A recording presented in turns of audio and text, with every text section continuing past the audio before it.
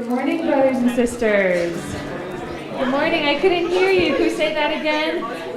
Good morning. I'd love if everybody could take their seats and we could kick off our program today. My name is Clara Smith and I'll be your MC today. I'm so thrilled to see everybody and worship together on this beautiful Sunday. Please join me in prayer. Dear Heavenly Father and Mother, in this moment we're united as a congregation, honoring and worshiping you. We're so grateful that we have such a wonderful service that we can all partake in and worship together and reconnect to you.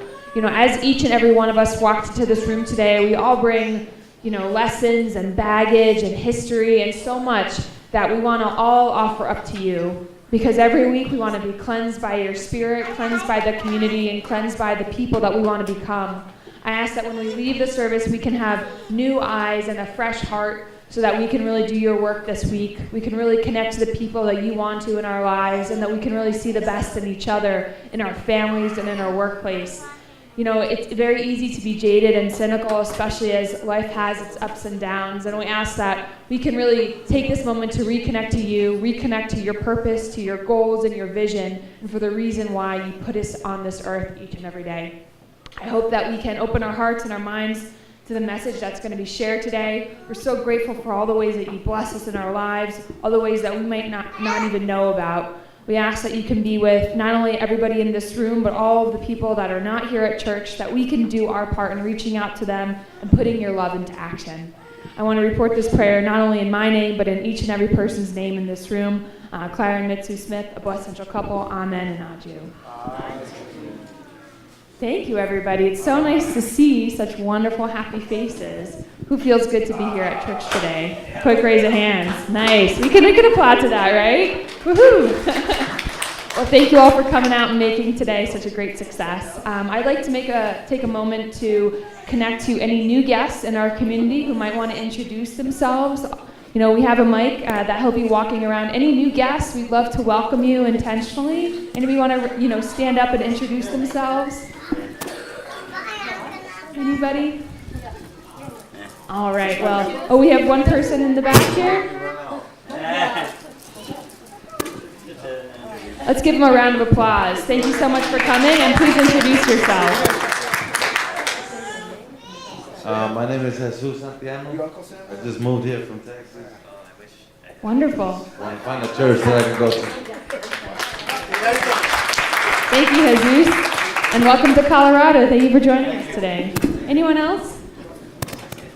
If you're a little bit too shy or might not want to stand up, I want to let you know that you're officially invited to our downstairs welcoming lunch afterwards so that we can get to know you a little bit better. And we have our fantastic welcome committee as well if you have any open questions or you want to learn a little bit more. So now, since we welcomed our new guests and anyone that may be in the audience, I want to take a couple minutes so that you all can say hi to your neighbor. Let's take a couple minutes and get to know the people around us and give them hugs and give them handshakes. Thank you so much, everybody. Please take a seat. It's so hard to break that up. It's one of my favorite parts of church, right? This is what it's all about, reconnecting to the people around you and your community. And I encourage you to continue any conversations that were cut short, afterwards during lunchtime. But if everybody please could be seated, that'd be appreciated. So now we bring an offering video so that we can really prepare our hearts and our minds to our sermon today. We have Dr. Michael Hentrich, who will be speaking shortly. So a short video will be playing. Please use that as a moment to reflect on the upcoming service that should be given shortly.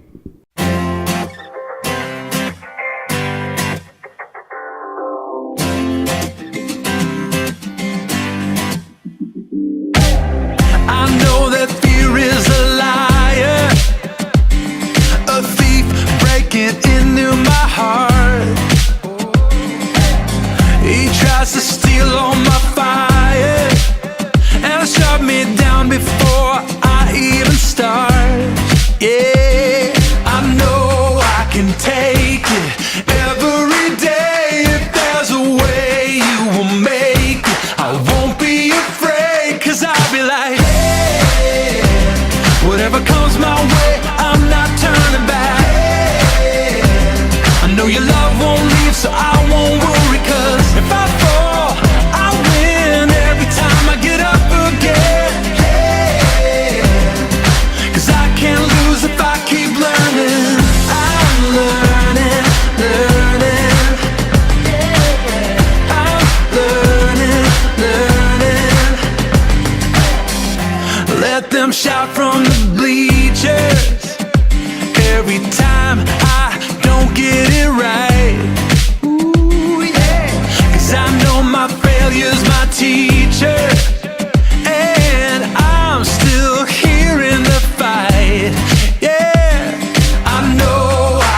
take it every day. If there's a way you will make it, I won't be afraid, 'cause I'll be like, hey, whatever comes my way, I'm not turning back. Hey, I know your love won't leave, so I won't worry, 'cause if I fall, I win every time I get up again. Hey, 'cause I can't lose if I keep learning. I'm learning, learning. Yeah, I'm learning, learning.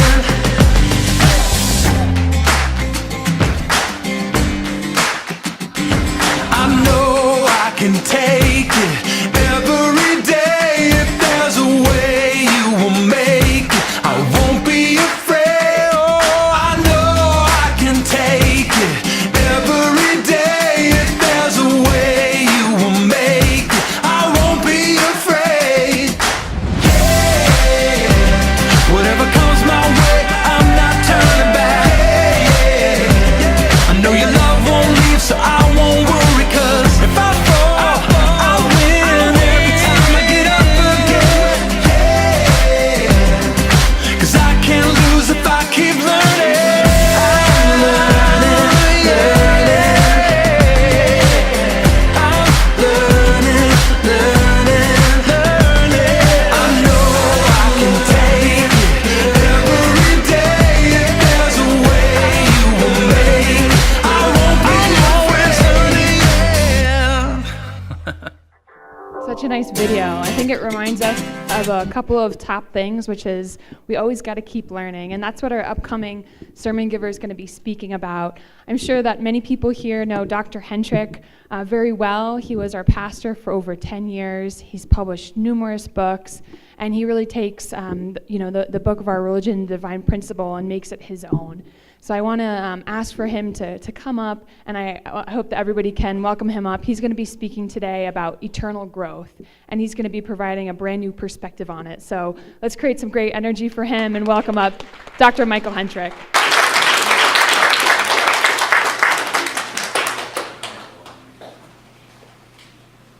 He has this fantastic audio set up here so that everybody can hear him clearly. He's just making sure that Oh, thanks. Maybe I have too much volume now too. Okay. Keep it lower. Good morning. Good morning. She's so wonderful. I appreciate it so much. So nice to see you all today. I really mean that. I mean everybody's face. I haven't been up here for a while, and I'm just so happy.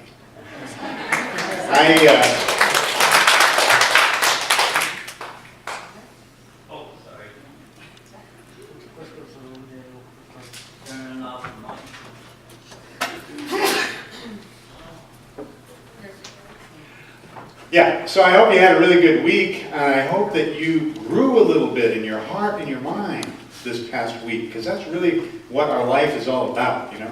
I'm sure a lot of things happened this week. You were busy doing this and that like I was, but growing is really not just the theme of our Sunday services here for a while, and the first blessing and the principle of creation and all that, but it's purpose of our life. So I want to talk about that, but I want to talk about growing from an eternal perspective, and what I want to do is kind of go to the goal first and work our way back to where we are now. Some people would call that reverse engineering. So I want to look ahead. You know, it's closer for me than many of you, but someday we'll all be in the spiritual world. That's really where our life begins. This is all preparation. This is a womb, right? Father Moon said. A womb for our spirit. So our real life starts when we go to the spiritual world, and that becomes our eternal birthday. So, life in the spiritual world. The goal is we want to be happy there, right? We want to have that perfect love that Jesus talked about. You therefore must be perfect as your Heavenly Father is perfect. We're supposed to have, I don't think it's walking on streets of gold and listening to angels play their harps. I mean, how boring is that? But I think it's going to be marvelous and wonderful, however you dream it to be, but we're going to need to have that beautiful love to make it a glorious life, right? That's the goal. But the Bible doesn't really tell us much about life in the spiritual world. If you comb through it, you'll find almost nothing. And maybe a couple of sentences. It's just nothing. And so if you go to other books and you read about the spiritual world, because there have been many people spiritually opened, you'll find that it's fascinating. And most of what they write about is the things that we believe in, that Father Moon taught us about the spiritual world. But there are holes and gaps and contradictions and things. And you'll find that actually Father Moon is the authority. He went into every back alley, nook and cranny of the spiritual world, explored it thoroughly, and found out all the secrets. And he makes sense of it all, very rationally, thoroughly, so that all these other people who have part of the story all fit together. It's remarkable. Remarkable. And so you need to, some of us had the benefit of sitting in front of Father for many, many years and decades and hearing him personally speak. Or you can go to the Chung Sung Gyung and read it, many of the excerpts of speeches that he gave. You really need to do that. Because if you read the Divine Principle book alone, you'll find out that things aren't quite as maturely expressed there sometimes as they could be. And that Father Moon explained things perhaps more maturely. For example, when it comes to living in the spiritual world eternally, if you just read your Divine Principle book, you might have come away with the understanding that actually you have to be perfect here before you go there. You can only perfect yourself in the physical life. Right? But that's really not the most mature understanding of the principle. For example, Father said, babies who died after they were born grow in the spiritual world. Well, they do not remain the way they were. The heart of the mothers who cry in sadness for these babies allows the babies to grow. It's not wrong for parents to be sad about their child's death. Your deceased spouse, you listening, honey? Is actually growing in the spirit world. If the wife cherishes her deceased husband in her heart and grieves for him, he will benefit from that. So you see, in a more mature understanding of the principle, there actually is growing in the spiritual world. There's growing there. So we have to think, oh. So how about this? Father said, I was there at this speech. I don't have a quote, but I listened to it personally. It is not necessary, he said, to perfect yourself before you die. It is almost impossible for a fallen person to achieve perfection in their lifetime. Realistically, there is just too much restoration to do. What is critically important to do before you die is to make a habit out of living a life of restoring your fallen nature and perfecting your love. That way, when you pass on to the spirit world, you will continue living that way. A habit. Okay. So how can we understand this stuff? We have some idea about life in the spiritual world. Why do we need to make a habit out of restoring myself and perfecting my love? Why? Well, think about it. When you get to the spiritual world, life is going to change a lot. For example, guys and ladies, you won't need to go to work at a job.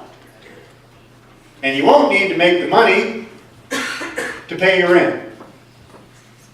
That's a big change. You won't need to have the money from your job to pay your cell phone bills. Or your taxes. Right? And you won't, ladies, need to prepare 3 meals a day. I mean, it's wonderful. I mean, I realized about 1.5 years ago that my wife has actually prepared 32,000 meals for me since we've been married. Can you believe that? 32,000 meals. I know.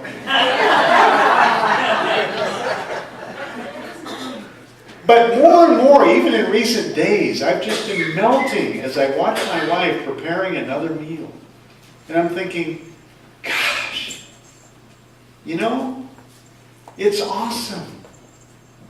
I mean, she's doing it because she wants to, whatever it's her way of loving, you know. 32,000 meals. I'm just speechless. Let's give her a hand.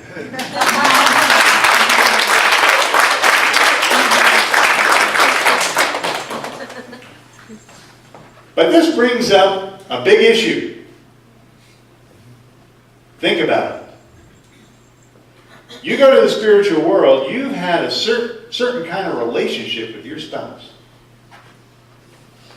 And maybe you're a practical guy. You know, you're not Sicilian like me, but you're more of a practical kind of, pragmatic kind of guy. And so you show your compassion and appreciation to your wife through bringing home the bacon. You know, you work hard all day, 8 hours, and you go through all these hardships, and you bring home that paycheck, and you wash the van, and you cut the grass, and this is a large part of your, right? Showing your wife, right, what she means to you. So, are you with me? When you go to the spiritual world, guess what? You won't be doing that anymore. You won't be going to work. You won't be bringing home the bacon. You won't be washing the van and waxing it, and you won't be cutting the grass. So what I'm saying to you is, how much your relationship with your wife is going to have to change. And what about you ladies? Let's say you're a practical wife. And you're, so you've been showing your affection and love and devotion to your family. And, everybody's different, but maybe it's primarily, serving and cooking those meals and cleaning that house and washing those dishes and doing the laundry, right? Well, guess what? When you go to the spiritual world, it's going to be a big shock because you're not going to be doing any of those things. No more cooking, no more washing dishes, no more cleaning the house. You say, yeah, great, but what I'm talking about is, how about your relationship with your spouse? How are you going to, everything changes. What are you going to do? You don't have to do those things anymore. You understand what I'm saying? It's a big, your whole life's going to be upside down. You're going to have to dust off your old copy of Gary Chapman's 5 Love Languages here and do some more reading. Go back and check it out. How can I show love and devotion to my spouse? Because those earthly things aren't going to be there for you to do anymore. Wow. Things are going to change. Maybe more walks in the park or on the beach. Something like that. You know what I'm saying? It's going to change. It's going to change big time. Not only that, my understanding of the spiritual world is you don't even need to talk. You just understand each other, right? Non-verbal communication. Wow! How much life might change. It's shocking. You don't need to put up with people you don't like to be with. You won't need to change diapers. You won't need to wash your face, shave, or even brush your teeth. Guys. And you guys and your man, we like to have a man cave, right? We like to get away sometimes and kind of crawl in and not think about anything. We may never come out. Maybe you have a woman cave. You like to crawl in sometimes and just get away from it. you might never come out. So life will change a lot when you go there. So if you think about a child going to the spiritual world, and Father said they will be raised up, they will grow up. So who's going to do that? He said angels and spiritual nannies will kind of become foster parents for them and take them through experiences they need to have to grow up. And your child, you might have lost a child when they were 1 year old. When you go to the spiritual world, you'll find them. They'll be 20 years old. They'll be beautiful. And you say, wow, you're all grown up. How wonderful. So that's the reality of the spiritual world. That's nice, but what about me? Because I fit what Father was talking about. I'm not going to be, I'm not going to be perfect by the time I go to the spiritual world. Just ask my wife. I've got a long way to go. Right? I'm not going to be perfect. I got too far to go. So the problem is, Father said, I need what? What's the H word? Habits. He said, you got to develop habits. What kind of habit? He said you have to develop the habits in your life of restoring your fallen nature and growing your love. So that when you go there, and you don't need to do all those earthly things, you'll keep living a life of restoring your fallen nature and growing your love. You'll keep growing if you make the habit. So I reflected on that, and I thought, well, how am I doing? Yeah, I made some habits. I got some habits.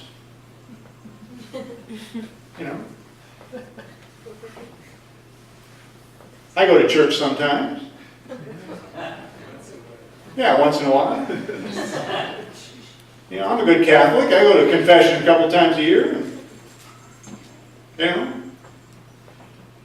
Put some money in the box every once in a while. And, I think I'm getting ready. I drink the holy wine whenever it comes around. Do my count days and read a few pages of Father's Word sometimes. And, and I never look at another woman. I'm faithful to my wife and my blessing. I'm doing all right.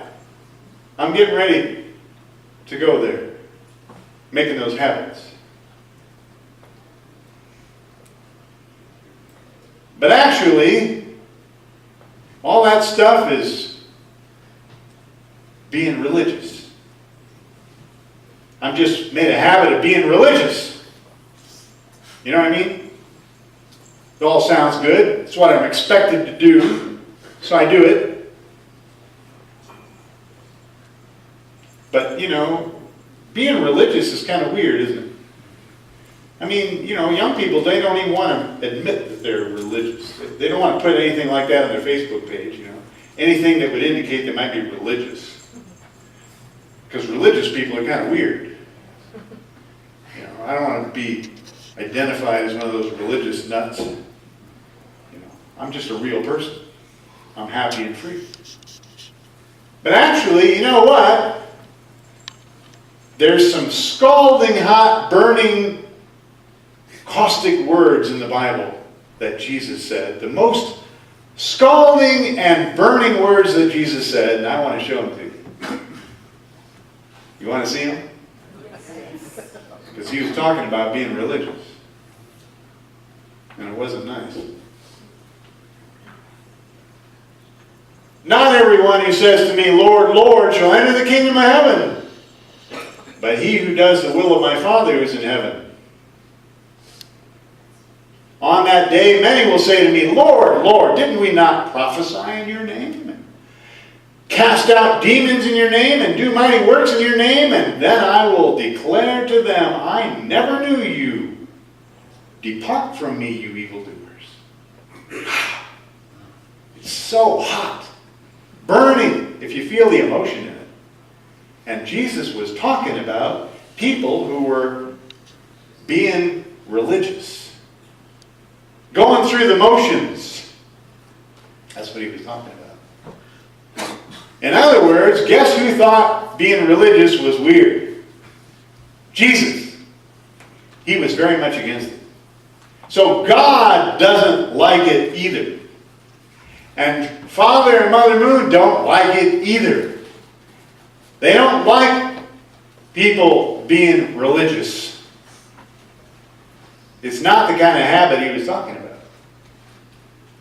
Not the kind of habit he was talking about. What Jesus was talking about there with his scalding hot remarks was, he said he was talking about being into transformation. Transform yourself. And St. Paul said, by the renewing of your mind.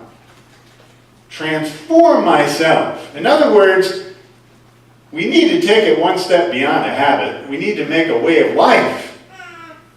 A way of life out of restoring my fallen nature and love and growing my love.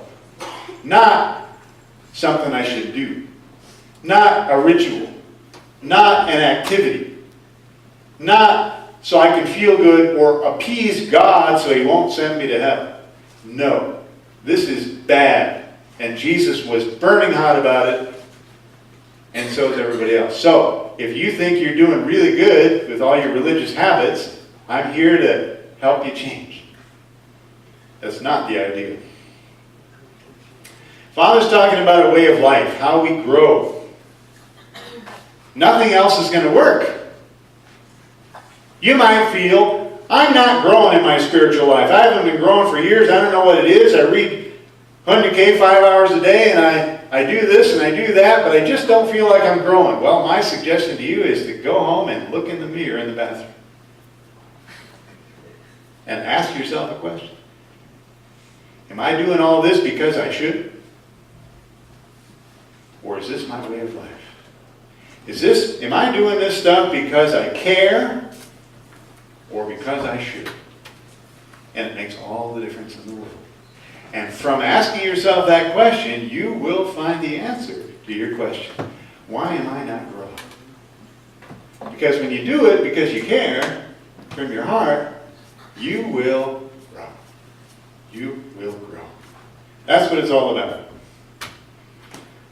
So, if there's one habit we need to develop, or actually a way of life that we need to develop, according to what Father said, the formula for going to the spiritual world and continuing to grow, the one thing we need to make a habit of is this one. Live for the sake of others. But not an external thing. Some of you know what I think about this live for the sake of others things, and some of you don't. Live for the sake of others. Live for the sake of others. It's a why question. It's a why statement. Why am I living? Why am I doing this stuff? Why am I eating? Why am I sitting here in this pew on Sunday morning? Why am I leading Sunday school? Why am I doing anything? That's what Father's talking about. It's not an activity. It's not a program. It's not a ritual. It's not being religious. It's not even being public. Father did not say, live a public life. Live a life full of public activities. He did not say that. And the reason is because you can live a life packed with public activities. You can be the Boy Scout leader. You can be the Sunday school teacher. You can clean the church and mow the grass and help little old ladies across the street. And you can, wash and wax the car of your pastor. And you can do every kind of public activity you can think of. And you still may not be living for the sake of others. Because you might be doing it all for yourself. Without even thinking about it. I'm doing it because I should.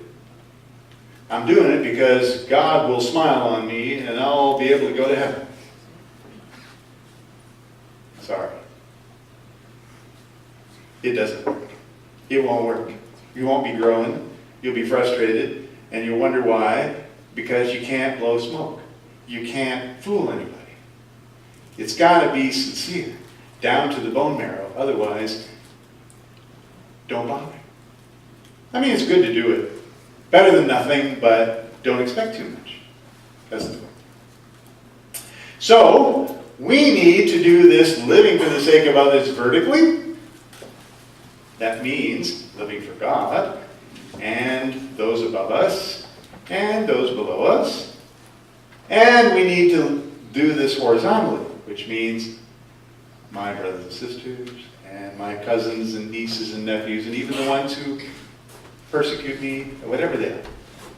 So we have to do all that. That's why we're alive. That's why we do anything. We need to get our caring hormones pumping so we care. You know, I never can forget the bumper sticker I saw on a truck here in Denver a long time ago. It said, "You must have mistaken me for somebody who cares." We need to care. The only reason to do things is because we care. Because we want to. Because I love you. Not because we should. It's worthless. Almost. We need to love those people who don't deserve it. In our mind. We need to love those people that we think are unlovable. In our mind. That's where we're actually growing. Not the people that are easy to love. That's why we're alive. That's why we do things. That's why we're alive. Because we care. That's the habit we need to create. So, I have homework for you. I want to take 10 seconds here. I'm going to count from 1 to 10. I want you to close your eyes. And while you're closing your eyes, and I count from 1 to 10, I want you to think of the most annoying, pain-in-the-butt person in your life. Ready? 1, 2, 3, 4, 5, 6, 7, 8, 9, and 10. Okay. So, this week, I want you to go after that person. Try again to love them. See something in them that is from God. Everybody has something in there from God. Even though they're annoying, pain-in-the-butt person, there's something about that that's from God. They're stubborn, that's from God. Whatever it is, that if you think about it, you can find something in them that's from God. And love that part. And try to love them and embrace them. And even if you can't do it physically, just even pray for them. But do something to love that person you haven't been able to love. And then every Sunday night, after church, when you go home, do the same thing. Think of the person that's most annoying and most pain-in-the-butt person in your life and commit yourself that the coming week, I'm going to go after them again. Make a habit out of that. Make a what? Habit. Not even that, a way of life. If you make a way of life out of that, then you're going to be doing all those crazy, goofy, silly, religious things that you don't want to do and don't want to be identified with. You're going to be doing it. You're going to be doing the essence of it, what's important. It doesn't matter how many kembays you make or how many pages you read, but if you're doing that, you're going to be growing. And you're going to be preparing yourself for your eternal spiritual life. And even when you go to the spirit world, you keep living like that, you're going to get there. You're going to get there. That's the habit. That's the way of life that I believe Father was talking about. We need to do that, not play religion. Not play religion. But the reason we're alive in this physical body is to do that. Grow your heart.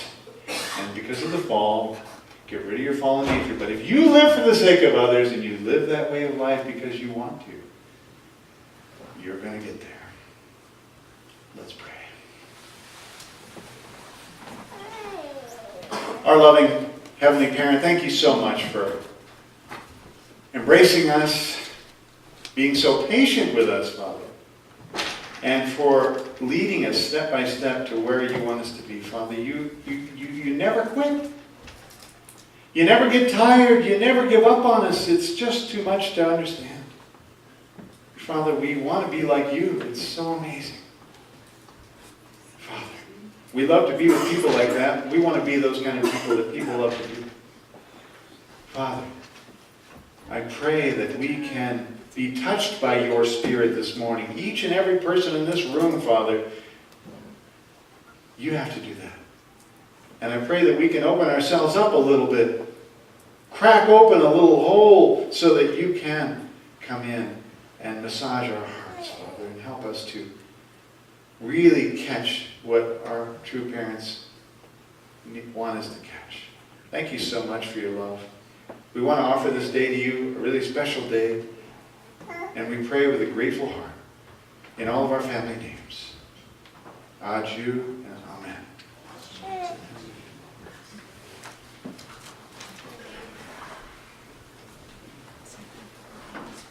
Thank you so much, Dr. Hentrich. Let's show him our appreciation.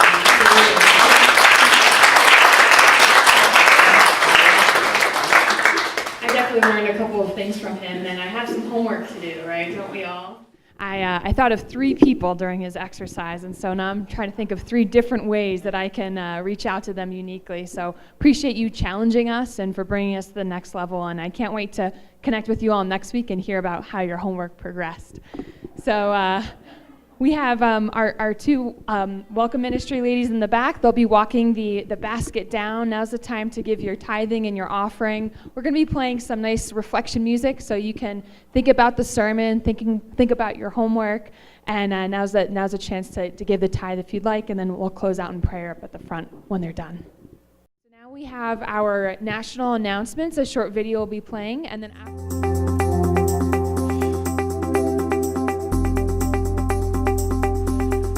Hey everybody, my name is Dempora and we are at IPEC in Las Vegas for 7 days Japanese workshop, and now weekly update is starting.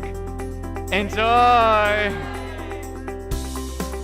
As Korea prepares for the up-and-coming Global Peace Rally at the World Cup Soccer Stadium, a special gathering was held to honor those senior members of the Korean movement at the Cheongjong-gun. After listening to reports about a spiritual revival taking place following a national tour by 14 elders, True Mother addressed the audience. 여기서 내가 밝히지만은 아버님은 독생자 틀림없어.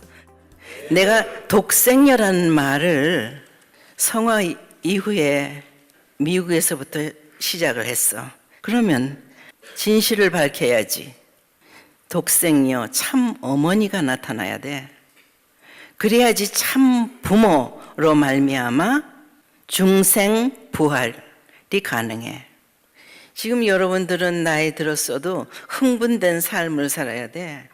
하루하루가 하늘 앞에 감사하고, 아, 내가 참 어머님과 동시대권에서 같이 이렇게 호흡하고 숨쉬며 살고 있구나.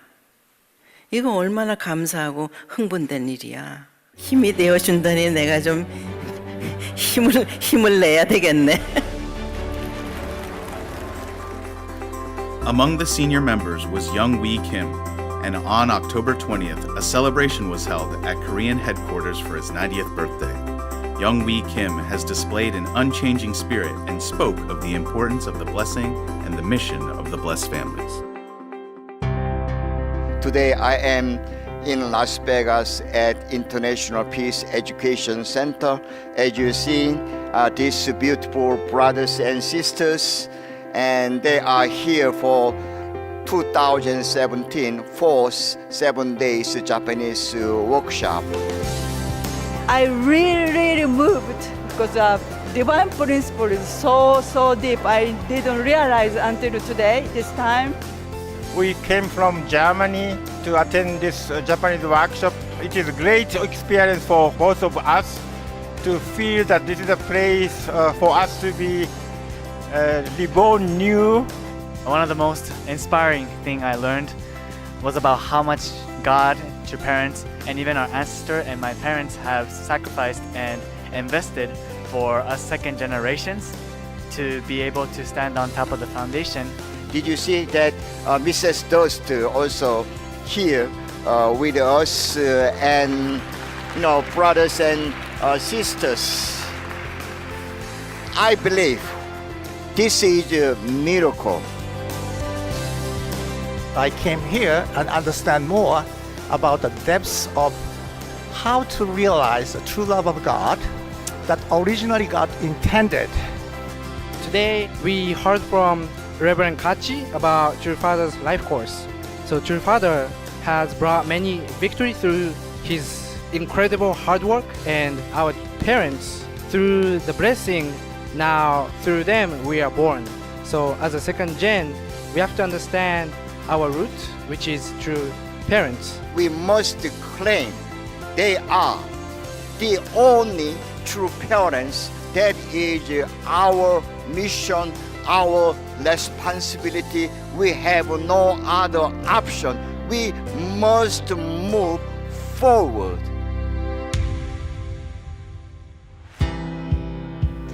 Hello, I'm Mari Curry, Vice President of Family Federation USA, as well as the President of the National Council. I just wanted to share with you some exciting developments. This past weekend, October 20th through the 22nd, we held our second annual National Council meeting, where we discussed ways of how we could better serve you, our members in the field. We had a chance to discuss things that are coming up, youth initiatives, tribal messiahship updates, as well as blessing and family care. Now, we want to introduce a very special new model that we have at the National Council, and that is focusing our efforts in supporting the areas of the three main ministries that True Mother has proclaimed, and that is witnessing and education, blessing and family ministry and care, and then finally it's youth and young adult activities. We want to represent you in the field to help share information to headquarters, but also to help bring resources that headquarters have to offer to you. So to check out any of these updates, to check out our notes from this meeting, please go to the National Council website at familyfed.org/National Council. At the FFWPU monthly meeting, the launching of the American Sunhack History Institute was announced. Dr. Michael Mickler, the Unification Movement's historian in America, accepted the position as director. It's a dream come true for me to be a participant in this activity, and it's been a vocation of mine at least since 1978 when I did my master thesis at GTU, and I was searching around for a topic and I couldn't find one, and one day I was driving by the Bay and God spoke to me and said, write a history of the Bay Area Church. And so that was the beginning for me of my interest, and I became so captivated by it. The Sunhack History Institute of Korea has a full-scale operation for preserving the history of the unification movement, and Dr. Mickler has already developed a strategy for the collection and preservation of artifacts and stories from the movement's history in America. Reverend Richard Busing encouraged families to get involved in this huge endeavor. Actually, America has more things to share with the world. True Parents spent over half their life here, and we have so many materials, and I know that each of you out there have materials in your garage or in your basement or filed away somewhere, because this is where Father spent so much of his life, and Father and Mother. So we have much more to offer. For now, the best way to contribute is to go to familyfed.org/share-a-story. Wow, I'm feeling refreshed. How about you, Mari? Totally re-energized. We just finished the 4th Pastors Boot Camp, which took place from October 25th to October 29th. The Pastors Boot Camp is basic training for our pastors from all around the country, young and old, and it's their opportunity to connect with the heart of our true parents, as well as to learn the basic practical skills of ministry. I actually learned a lot of practical things that I can apply to my community. I just really appreciated learning more about sermon prep, finances. I think my favorite part was just discussing with other pastors, just what they do in their communities, how they react to things, and just getting to know them and their lives of faith. The content was great. It's exactly what I needed as a pastor, more especially how to craft a sermon and the spiritual life of a pastor. The Pastors Boot Camp is a labor of love created by our team here at headquarters and with the great help of Reverend Kevin Thompson, our Bay Area Family Church pastor, and Manoj Jacob, our pastor of our Clifton Family Church. Pastors also had this special opportunity to learn and discuss about things like the generation gap, but most importantly, they had the opportunity to connect directly with our True Parents' heart with a tour of East Garden. So Mari and I are blessed and grateful to be part of this experience. We're so moved by our pastors' commitment to become lifelong learners. Hi everyone, Tasna here. At the beginning of January, there are 3 exciting opportunities for young adults to go a little bit deeper in exploring the divine principle. One of them is happening on the East Coast, one is happening on the West Coast, and one is happening smack dab in the middle in Texas. So our first 7-day DP workshop is a partnership between Young Adult Ministry and IPEC. We're going to be hosting our first ever 7-day DP workshop for specifically young adults. This is happening from January 3rd to the 9th in Las Vegas. Second, Maryland's Young Adult Ministry is hosting Level Up, a 7-day DP workshop where they're inviting William Haynes from Europe and Dr. Frank Kaufman to come and share. This is happening January 5th to the 11th in Virginia.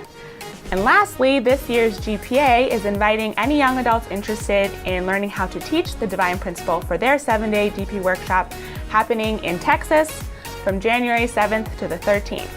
This is a really great opportunity to start off your year of 2018, and we hope to see you there.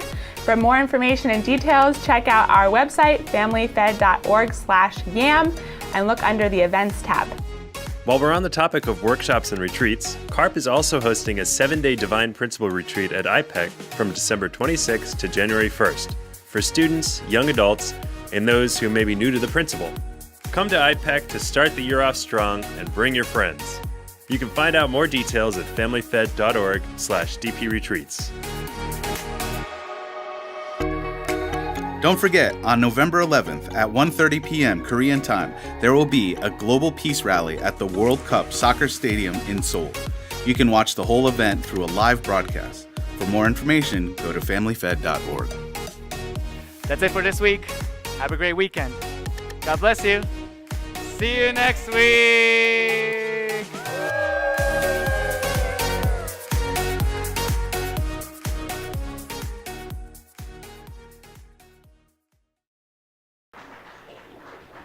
So many things going on. I always learn something new when I watch these videos. I hope you did too. I'd like to take this time to dismiss all the Sunday school kids at this point, so feel free to exit the pews and leave via the back. Any Sunday school kids going to Sunday school. And if you're wondering where the rest of the youth kids are, the older ones are visiting another church to understand a little bit more around other religions. So I was excited to see that, and next week they'll be coming back to join us. We have a couple of local announcements, so if you could check out the screen here.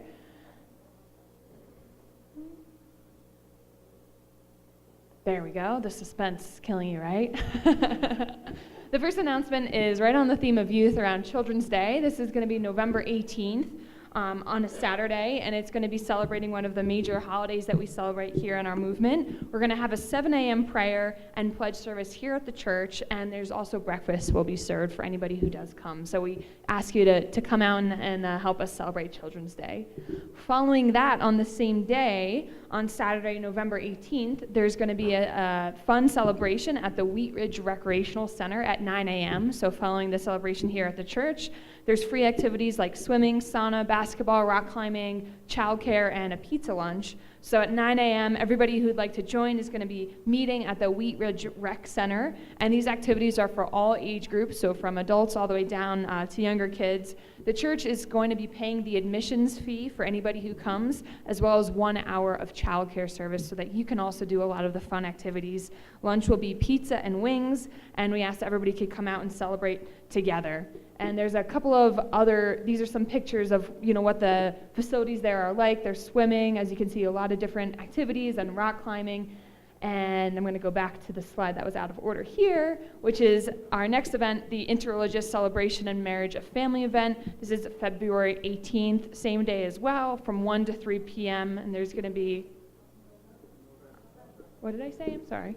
February. Wow, I'm thinking 4 months in advance. Thank you for keeping me honest. So yes, November the 18th, which is a Saturday, and we're hosting a interreligious celebration of marriage and family event, which will include a blessing for anybody interested, for guests and married guests, and there's going to be cake and finger food, and as well as the program. And if you're interested in attending, please talk to Shirley Chimes or Gail Alves as well. So we went through these pictures again just to get everybody very excited for this event. And I'd like to ask Alice Fleischer to come up to give a special announcement about the Welcome Ministry. Let's welcome up Alice. Hi, everybody. We have been developing a ministry which I now want to introduce to you. This is, you can say, the beginning point of the development of a really viable and vibrant evangelizing ministry for our community. So the Welcome Ministry isn't just our sisters or brothers that greet you when you come in the door and say goodbye to you as you leave, go out to your life in the coming week, but also we're here to help in helping spiritual parents and caring for guests, new guests and returning guests, and trying to help our community be a place where you can be confident to introduce people to our movement and to this great truth. So I wanted to introduce the members of this team. They're here to serve you, and I want you to know them and realize that they're going to be in the background kind of helping soothe or enable the way of welcoming members into our community. So as I call their names, please stand up, and at the end of this, there's 10 of us. Please give us a round of applause. So of course, I'm number one. I'm your coordinator for this team. And also we have Fumiko Bruner. Yay, there she is. And Melissa Webb, who's in the back there, Melissa. And then Cynthia Hiramitsu, who's not here today, but please remember her. We have Alfred and also Marianne Rochelle, who are also not here today. Hiromi Wise, there she is in the back. And Margot and Daniel Nye, please stand up. And finally, Johanna Badabo, who is Justine's daughter. So we're here to serve you. Please use us, and we're going to be hovering to try to create a welcoming and also a caring and an effective witnessing Providence here in Colorado. Thank you so much.